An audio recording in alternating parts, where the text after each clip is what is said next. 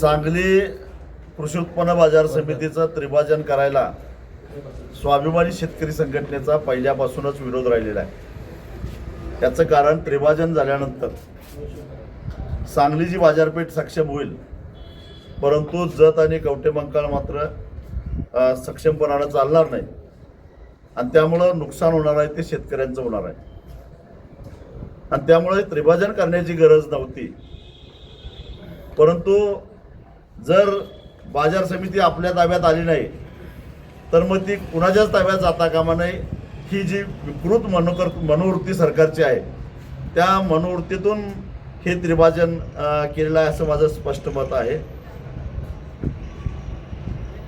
आणि त्यामुळं आणि जे आता संचालक मंडळ सत्तेत आहे त्यांनी सुद्धा त्रिभाजन होईपर्यंत वाट बघितली। खरं तर त्याच्या आधीच त्यांनी न्यायालयाचे दरवाजे ठोठावला पाहिजे होते, परंतु तेही कुठेतरी कमी पडलेले आहेत। परंतु या त्रिभाजनाला स्वाभिमानी शेतकरी संघटनेचा विरोध आहे। जिल्हा परिषद अनेक ठिकाणी पराभव होण्याच्या पात्रतेचेच ते आहेत।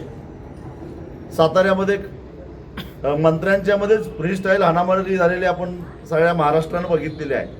काही करा, कायदा धाब्यावर बसवा, परंतु सत्ता मिळवा ही जी प्रवृत्ती आहे ही घातक आहे। आणि आज भारतीय जनता पक्षाचे नेते हे विसरतात, कधी काळी ते विरोधी पक्षात होते आणि त्यांनी काय सत्तेचा ताम्रपट घेऊन आलेले नाहीत। कधीतरी भविष्यातही त्यांना विरोधी पक्षात जावं लागणार आहे, त्यावेळी त्यांची अवस्था काय होईल याचाही विचार त्यांनी करून ठेवावा।